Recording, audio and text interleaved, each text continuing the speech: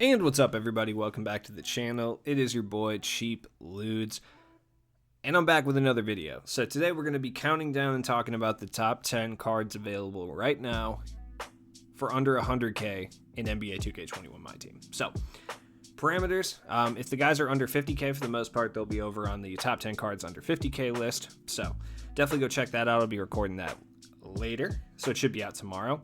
We're going to start off with 4 honorable mentions. Number 1 being Klay Thompson. Now, the reason he's an honorable mention and not on the actual list is because although he is great on next gen, he does have massive issues over on current gen. A lot of people talk about how his jump shot and, essential ball handling are not great over there, and he will switch on to the center occasionally. But for a next gen card, he is an elite 3-and-D cone, one of the best catch and shoot releases in the game, which is why he is definitely up there. Number 2, on the honorable mention side of things, is Kevin Porter Jr. The reason he is on the honorable mentions is just because badge count wise he's a little outdated for a dark matter, but he is a 6'6" point guard with a nice J.R. Smith release, easy to get off shot, altogether really good point guard or shooting guard. He plays really well at both positions. Now, there are definitely a bunch of cards better than him for this price point, but I do want to touch on him. As much as I slander Kevin Porter Jr. in this game just to troll, he is an incredibly good card, so I have to talk about it. Number 3 honorable mention would be Kevin Durant, out of position 1 specifically. Badge count wise, he's definitely outdated comparatively to the opals that we've been getting, having 40 to 45 Hoff badges, but at the same time, when this card came out, he had pretty much every badge that you needed already. And I mean, he's Kevin Durant. He's a 6'10" 2 guard with Kevin Durant's release, his long wingspan, his jump shot. There's nothing wrong with this card. Even stats wise, he's upper 80s and or above in pretty much everything. And as far as badges, there's really nothing you really need to give him. He's already pretty complete, all things considered. Like, he's a beast, man. That being said, I do understand this badge count is a little low, but you can find ones with unlimited shoes, contracts, and additional badges for under 100k, which I think is a really good price, especially if you're a big KD fan, which I know a lot of people out there are. I'm not the biggest Kevin Durant fan, but I understand that there are a lot of you guys out there. And all things considered, like, he's still a very usable card in this game right now. Though, there are going to be 10 cards on this list that I personally find to be a bit better. Another honorable mention is a card that it could have easily made the top 10, but I think there's just enough wrong with it that it deserves honorable mention, which is Julius Erving. Like, Dr. J is a beast, and he's one of the most slept on cards in this game, in my opinion. Like, he definitely is. I think there's 10 cards better than him, but all things considered, like, Rudy Gay based on very quick is absolutely elite. Like, he's got a big player build, 6'6", looks a little bit bigger, 6'11" wingspan, so he's going to hawk lanes and grab a lot of steals, essentially. 94 three-pointers, nothing wrong with this card whatsoever. He is great, and if you're looking for someone who's going to be an elite-level slasher with a great jump shot, this might be your guy. And then the final honorable mention, I have to throw this man up here, right? Like, I have to. It's shooting guard Manute Bol. Look, this is a phrase I never thought I'd be uttering out of my mouth. 2K is typically unrealistic, but this is god tier unrealism from 2K. Surrealism. Yes, that would be the expression. He is a 7'7" shooting guard.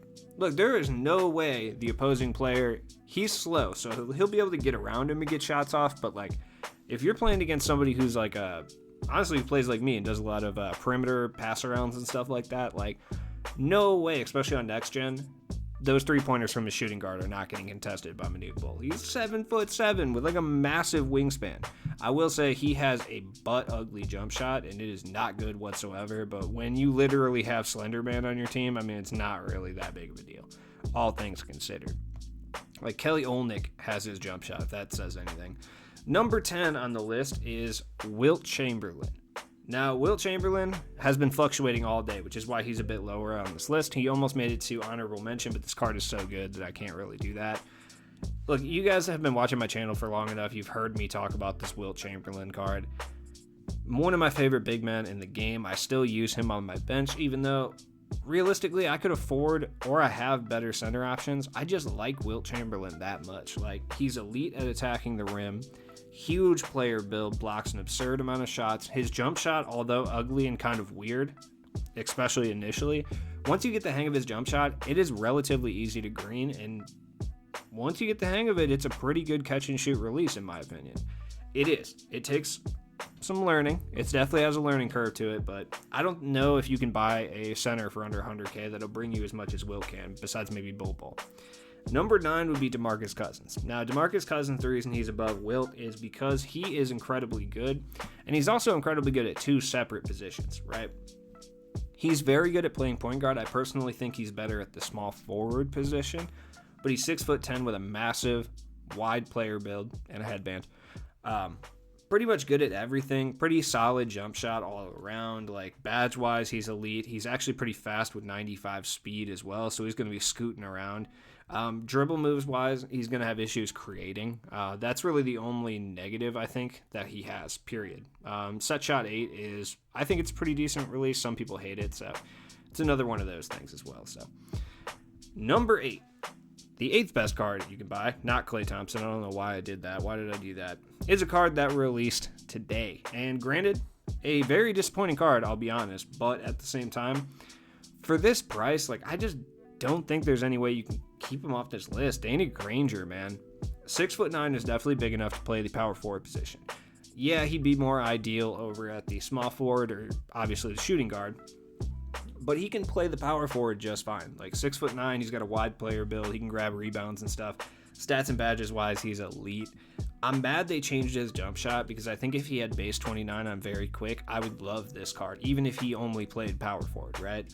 It's just they had to give him Tony Parker release on very quick, which is the same as James Worthy. So he's like a James Worthy clone, which is fine. Like, that jump shot is very solid, especially on next gen, but man, that base 29 on very quick, it would have been god tier. Like, he would have been a very good power forward with that jump shot. I mean, like, go use the Galaxy Opal Glenn Robinson. Like, he's money with that jumper. I'm really offended that they changed it, but still good enough to be the 7th position on this top 10 list, no question. Number 6, this is a card that's going to be on this one and the 50K one. I can just guarantee it because his price is dropping. Because more of them are getting drawn. But Yi Jianling, dude. Oh, man, my man Yi really holds it down. Like, do you like Jonathan Isaac? Because this is Jonathan Isaac that plays shooting guard. That's all I can really say about it. Same jump shot, same everything. He is so good. He's 7 foot tall. He's fast. Don't let that 91 speed fool you. On next gen, he cruises. On current gen, you can just speed boost around with him. You can curry slide around with him. He's literally Jonathan Isaac that plays 2 guard. And he's a couple inches taller. Now, the one thing I will say, because I do talk about the negatives, on current gen, he's going to miss a slight uptick in whites, and the reason is because he has that jump shot, the same one as like Jonathan Isaac, and I believe Brandon Ingram has the same one, I think. Just because of that, he will miss more whites, but at the same time, it's still like a really good jump shot, so it's not the end of the world. This card is so crazy good, and the fact that I haven't heard anybody talk about it, that's the crazy part. Like, with all the hype for the out of position packs today, I haven't heard anyone hype up Yi, which is crazy to me. I don't know. Go buy him. Number 6 would be DeMar DeRozan. The reason he is so low on this list, whereas he was number 1 last week, is just because of the quality of cards we have under 100K right now. In addition to that, it really comes down to the fact that he is so good on current gen. He's still one of the best shooting guards in the game on current gen, in my opinion, especially if you're a guy who likes to speed boost into threes or speed boost and attack the rim. Like, he's elite at that, and he does not have steady shooters, so that helps. Now, while he's still very good and usable on next gen, I think there's a pretty good amount of shooting guards and small forwards that are better than him on next gen, and that's the reason why he's so low. Number 5, Grant Hill. Grant Hill's still an incredibly good point guard in this game. Like, he is. He's not outdated at all, because by this point, like when these packs were coming out, cards were cracked. They're going to be usable at least for the rest of the year, so you don't have to really worry about that with Grant Hill. And I mean, he is a 6'8" point guard that plays lockdown defense, which I think is definitely something that helps his longevity for sure. You don't have to really worry about another point guard right away if you pick up Grant Hill. Like, he is that good. Like, the only thing I would say that's negative would be his jump shot. I don't think it's necessarily terrible. Jump shot 1 on very quick is solid. I was using it a lot with Naz Reid the other day when I was trying to do his challenges. And, like, it's very good. But at the same time, there is some issues. It's a little bit slow. It kind of takes a little time to get used to. Which, I think, by the way, I said Yi had the same release as Brandon Ingram. It's not Brandon Ingram. It's Gerald Wilkins is who I was thinking of. It's Gerald Wilkins and Jonathan Isaac. So next up, we got James Wiseman. Now, this card is really overhyped, I will say that right now, but it is overhyped for a reason. It's incredibly good. Like, James Wiseman is much, much better on next gen than he is on current. He's still very good on current gen, but he's much better over on next gen. He's huge. He's 7'1". He blocks a lot of shots. He moves incredibly well. He's got Curry jumper, like Curry slide even. Dude is crazy. Like, on current gen, still a very good center, but there are better options, I think, overall. But on next gen, like, for under 100K, I don't know if there's better options. He's that good. He's better than Bol Bol. I don't care what anyone says. That's just facts. Next up, we have Ray Allen at the number 3 slot. Now, this is another better on next gen than current card, but he's still incredibly usable over on, current anyway. The problem, I would say, is that he does have steady. So on next gen, obviously that makes him incredible, but on current gen, that does lower his value a bit. So something to consider, but he's still a pure sniper, and Ray Allen base makes the most whites in the entire game on both gens. There's no question about it. So it's something to definitely think about. If you're not someone who's incredibly green consistently, Ray Allen based cards may be the way to go for you. Like, someone like Kawhi would be incredible for you. Like myself, I'm not that green of a shooter most of the time. Like, I do rely on whites to a certain extent. I'm not ashamed to admit that.